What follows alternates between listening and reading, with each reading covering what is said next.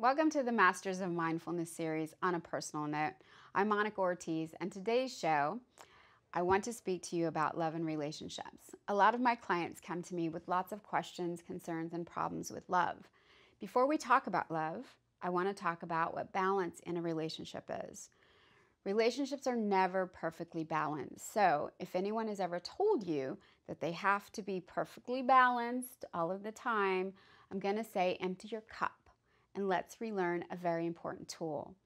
In a very healthy relationship, there's always ebb and flow. So if you've been told that everything should be equal like this, well, if this remains like this for too long, there is no movement. And you know what happens when there's no movement, right? If this were a pool of water and there was no inflow or outflow, the water would become stagnant, and bad things grow in stagnant water. In order to have and sustain a healthy relationship, you should always practice the universal principle of ebb and flow.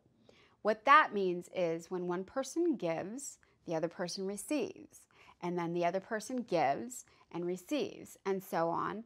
And so there's continuous movement. One person shouldn't always be the receiver, and one person shouldn't always be the giver. You must give and receive equally. Now, this doesn't mean that if someone gives you a gift, you have to run out and purchase them a gift of the exact equal value. It means that when someone gives you something, find it in your heart to return the gesture.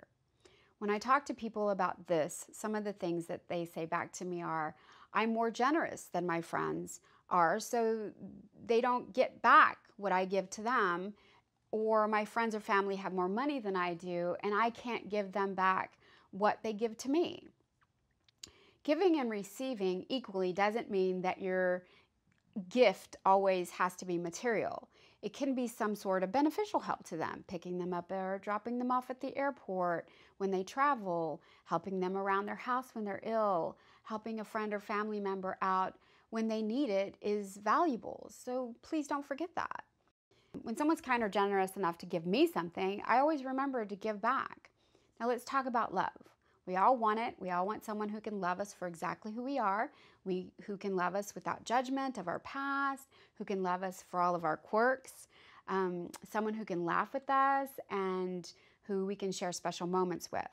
If you find yourself searching for love but not quite finding that right partner, let me tell you one of the keys to finding a beautiful, lasting love is to first love yourself. Find you. Figure yourself out. Discover what you like and what you don't. Understand your triggers and your tolerances, your patience levels, and what brings you happiness. Appreciate you for who you are. Before we can expect someone to love us for our past, we must work through all of the pain from our past. If we want someone to love us for our quirks, we have to really accept and love the quirky parts about us. I'm going to share with you a quirky thing about me. I talk about this in one of my courses, so if you've taken that course, you're going to hear it again. My second toe is much longer than my big toe. From the time I was young, anytime I wore sandals, people would notice it and tease me. So I stopped wearing any open-toe shoes. In my 30s, when I was working out some of my self-esteem issues, I realized that I had allowed all of that teasing and judgment to cause me to hide it, to actually not like it. So I looked at my toe and realized that there was nothing to hide. So what if it was longer than my big toe? It was a part of me, and I thought it was kind of cute. I then embraced all of the odd things about me and started wearing open-toe shoes. I love my longer second toe. It's part of me, and I accept it. You see, I have to accept it first in a healthy way myself and not look for someone else to make me feel good about something that I don't feel good about. Loving yourself first will keep you from a lot of searching for the wrong things. These wrong things end up eventually not making you happy because they're superficial or just temporary. I always say the heart wants what the heart wants.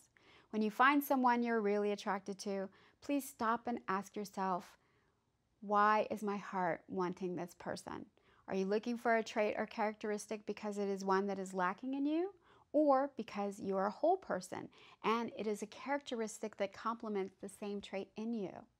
You speak about finding your other half, and that when you find your other half, you will be complete.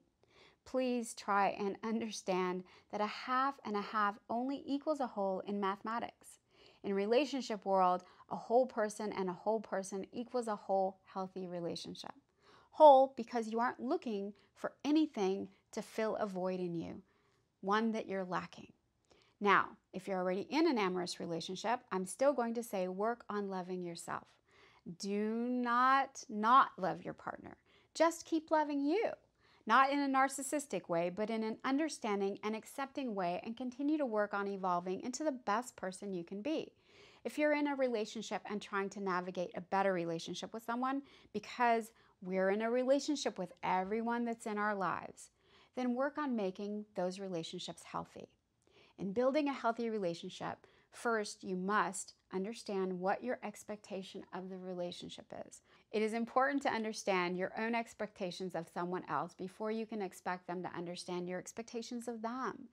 And let me say, expectations can be a relationship killer if you don't know yourself and if you don't know how to effectively communicate them. You see, I don't have expectations of people unless they give me their word. Now, when they give me their word, then I do expect them to keep it. If they don't keep it, I then have an understanding of what I can or can't expect from them. I don't become angry or judge them. It's not good. I deepen my understanding of them and my relationship with them, and then adjust accordingly. Now let's talk about healthy boundaries. One of the keys to a healthy relationship is healthy boundaries. Do you know how to set up a healthy boundary? Let me ask you a question. Are boundaries the key to balance? I'll give you the answer. Boundaries are not the key to balance. Healthy boundaries are the key to balance in your life. You might be thinking, but if I set up a boundary, then aren't I putting up blocks in my relationship? Well, you shouldn't put up blocks. We shouldn't build walls because walls keep people out. Boundaries are needed in relationships so that they can be healthy. The key to boundaries are healthy boundaries. A healthy boundary is not one-sided. A healthy boundary is set up so that you and the other person can both benefit from the boundary. It's set up for mutual honesty, mutual respect, and to be practiced in the relationship. It takes tender words and thoughtful actions. What if the communication is not good between you and someone you're in a relationship with? What if you have broken communication lines? This happens from time to time, and we think about fixing it, but don't know how. Sometimes we don't know how. In my relationships, I practice effective communication. What I don't practice is spitting out the first thing that comes into my head. Sometimes that can be not a good thing. Years ago, one of my friends was speaking to me, and he said, you know, you're the first person I've ever met that not only thinks about everything she does and says and how it's going to affect you, but you also think about how it's going to affect everyone around you. And I took that as a compliment, and I really thanked him. I think about what I'm going to say because I know that we can't take hurtful words back. If I'm having an emotional conversation with someone, I know that I have to be very careful about what I say because I don't want to hurt them. I don't want to hurt anyone. If you want to fix a broken communication line between you and someone else, you can start by thinking about how to approach them. What words you can use that they will understand. Be careful of your tone. Watch your body movements and make sure you're not coming out harsh or aggressive. Think about what you do when someone comes at you aggressively or you feel attacked. You put up blocks, right? You put up a wall. You don't hear everything clearly because you're listening with defense shields. It's the same for the other person. So speak to them in a way that you want to be spoken to. Think about actually mending a broken fence. It takes physical work, right? Well, mending a broken communication line takes verbal work. Be patient, both with yourself and the other person. I've been asked many times, is love enough? My answer to you is, it would be wonderfully easy if love was enough, but it's not. Relationships can be strong bonds or fragile threads.